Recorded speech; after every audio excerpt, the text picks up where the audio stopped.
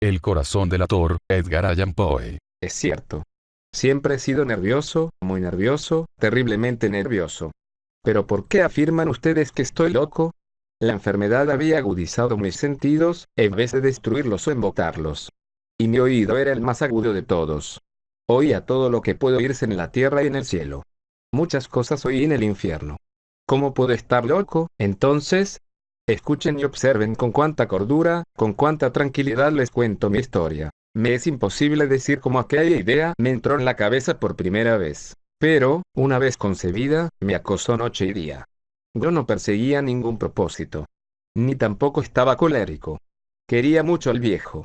Jamás me había hecho nada malo. Jamás me insultó. Su dinero no me interesaba. Me parece que fue su ojo. Sí, eso fue.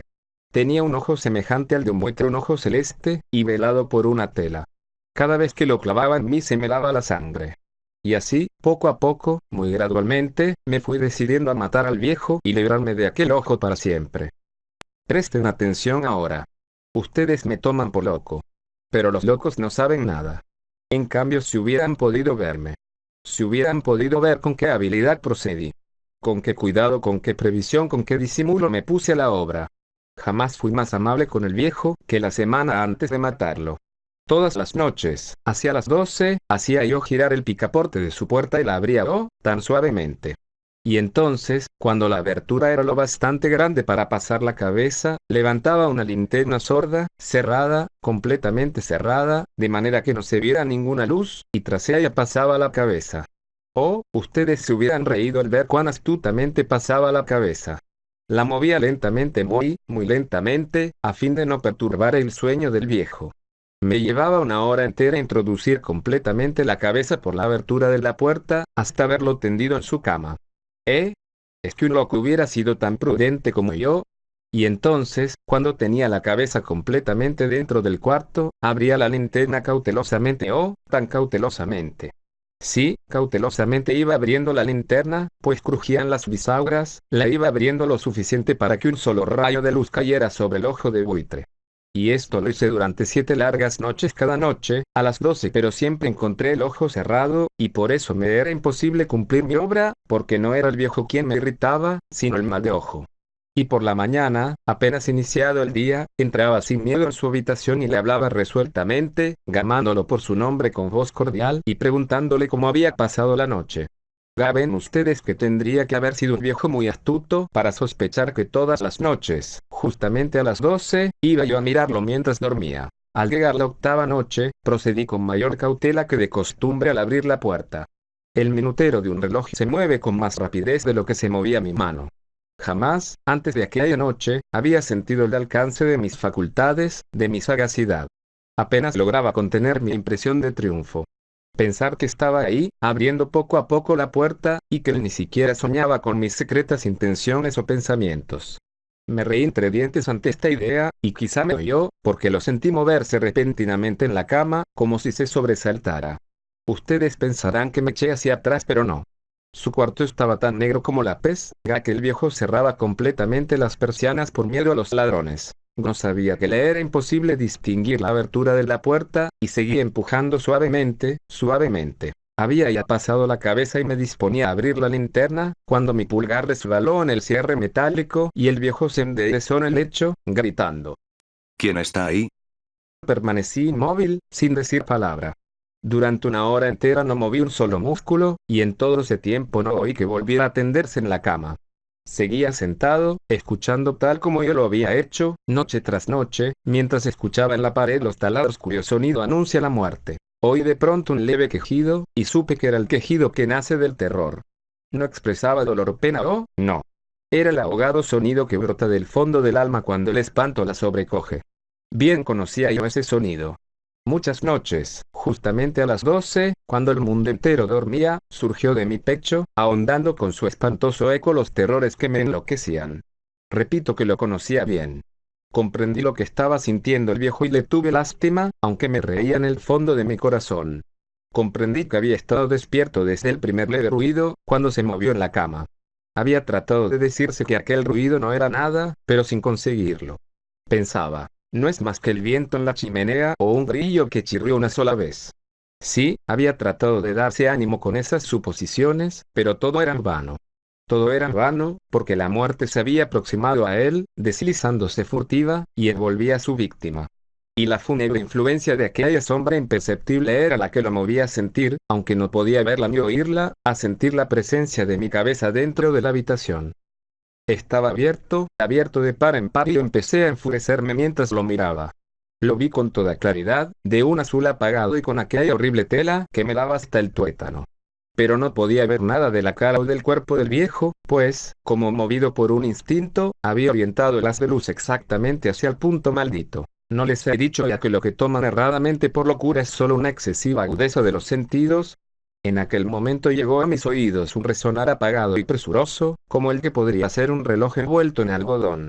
Aquel sonido también me era familiar. Era el latir del corazón del viejo. Aumentó aún más mi furia, tal como el redoblar de un tambor estimula el coraje de un soldado. Pero, incluso entonces, me contuve y seguí callado. Apenas si respiraba. Sostenía la linterna de modo que no se moviera, tratando de mantener con toda la firmeza posible el haz de luz sobre el ojo. Entretanto, el infernal latir del corazón iba en aumento. Se hacía cada vez más rápido, cada vez más fuerte, momento a momento.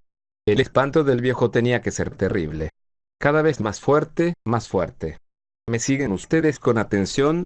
Les he dicho que soy nervioso. Sí, lo soy. Y ahora, a medianoche, en el terrible silencio de aquella antigua casa, un resonar tan extraño como aquel me llenó de un horror incontrolable. Sin embargo, me contuve todavía algunos minutos y permanecí inmóvil. Pero el latido crecía cada vez más fuerte, más fuerte. Me pareció que aquel corazón iba a estallar. Y una nueva ansiedad se apoderó de mí. Algún vecino podría escuchar aquel sonido. La hora del viejo había sonado. Lanzando un alarido, abrí del todo la linterna y me precipité en la habitación. El viejo clamó una vez, nada más que una vez. Me bastó un segundo para arrojarlo al suelo y echar encima el pesado colchón. Sonreí alegremente al ver lo fácil que me había resultado todo. Pero, durante varios minutos, el corazón siguió latiendo con un sonido ahogado. Claro que no me preocupaba, pues nadie podría escucharlo a través de las paredes. Cesó, por fin, de latir. El viejo había muerto. Levanté el colchón y examiné el cadáver. Sí, estaba muerto, completamente muerto. Apoyé la mano sobre el corazón y la mantuve así largo tiempo. No se sentía el menor latido. El viejo estaba bien muerto. Su ojo no volvería a molestarme. Si ustedes continúan tomándome por loco, dejarán de hacerlo cuando les describa las astutas precauciones que adopté para esconder el cadáver. La noche avanzaba, mientras yo cumplía mi trabajo con rapidez, pero en silencio. Ante todo descuarticé el cadáver. Le corté la cabeza, brazos y piernas. Levanté luego 3 planchas del piso de la habitación y escondí los restos en el hueco. Volví a colocar los tablones con tanta habilidad que ningún ojo humano, ni siquiera el suyo, hubiera podido advertir la menor diferencia. No había nada que lavar, ninguna mancha, ningún rastro de sangre. No era demasiado precavido para eso. Una cuba había recogido todo, ja. Cuando hube terminado mi tarea eran las 4 de la madrugada, pero seguía tan oscuro como a medianoche. En momentos en que se oían las campanadas de la hora, golpearon a la puerta de la calle. Acudí a abrir con toda tranquilidad, pues que podía temer ahora.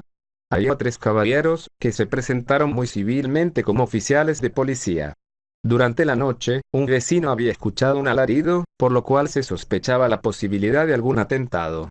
Al recibir este informe en el puesto de policía, habían comisionado a los 3 agentes para que registraran el lugar. Sonreí, pues ¿qué tenía que temer? Di la bienvenida a los oficiales y les expliqué que yo había lanzado aquel grito durante una pesadilla. Les hice saber que el viejo se había ausentado a la campaña. Llevé a los visitantes a recorrer la casa y los invité a que revisaran bien. Finalmente, acabé conduciéndolos a la habitación del muerto. Les mostré sus caudales intactos y cómo cada cosa se hallaba en su lugar. En el entusiasmo de mis confidencias traje sillas a la habitación y pedí a los 3 caballeros que descansaran allí de su fatiga, mientras yo mismo, con la audacia de mi perfecto triunfo, colocaba mi silla en el exacto punto bajo el cual reposaba el cadáver de mi víctima. Los oficiales se sentían satisfechos. Mis modales los habían convencido. Por mi parte, me hallaba perfectamente cómodo. Sentáronse y hablaron de cosas comunes, mientras yo les contestaba con animación. Mas, al cabo de un rato, empecé a notar que me ponía pálido y deseé que se marcharan. Me dolía la cabeza y creía percibir un zumbido en los oídos, pero los policías continuaban sentados y charlando. El zumbido se hizo más intenso, seguía resonando y era cada vez más intenso. Hablé en voz muy alta para librarme de esa sensación, pero continuaba lo mismo y se iba haciendo cada vez más clara hasta que, al fin, me di cuenta de que aquel sonido no se producía dentro de mis oídos. Sin duda, debí de ponerme muy pálido, pero seguía hablando con creciente soltura y levantando mucho la voz. Empero, el sonido aumentaba y ¿qué podía hacer yo? Era un resonar apagado y presuroso, un sonido como el que podría ser un reloj envuelto en algodón. Jadeaba, tratando de recobrar el aliento, y, sin embargo, los policías no habían oído nada. Hablé con mayor rapidez, con vehemencia, pero el sonido crecía continuamente. Me puse en pie y discutí sobre insignificancias en voz muy alta y con violentas gesticulaciones, pero el sonido crecía continuamente. ¿Por qué no se iban? Anduve de un lado a otro, a grandes pasos, como si las observaciones de aquellos hombres me enfurecieran, pero el sonido crecía continuamente. ¡Oh, Dios! ¿Qué podía hacer yo? Lancé espumarajos de rabia, maldije, juré balanceando la silla sobre la cual me había sentado, raspé con ella las tablas del piso, pero el sonido sobrepujaba a todos los otros y crecía sin cesar. Más alto, más alto, más alto. Y entre tanto los hombres seguían charlando plácidamente y sonriendo. ¿Era posible que no oyeran? ¡Santo Dios! No, no. Claro que oían y que sospechaban. Sabían y se estaban burlando de mi horror. Sí, así lo pensé y así lo pienso hoy. Pero cualquier cosa era preferible a aquella agonía. Cualquier cosa sería más tolerable que aquel escarnio. No podía soportar más tiempo sus sonrisas hipócritas. Sentí que tenía que gritar o morir, y entonces otra vez escuché más fuerte, más fuerte, más fuerte, más fuerte. Basta ya de fingir, malvados. Aullé. Confieso que lo maté. Levanten esos tablones. Ahí, ahí. Donde está latiendo su horrible corazón.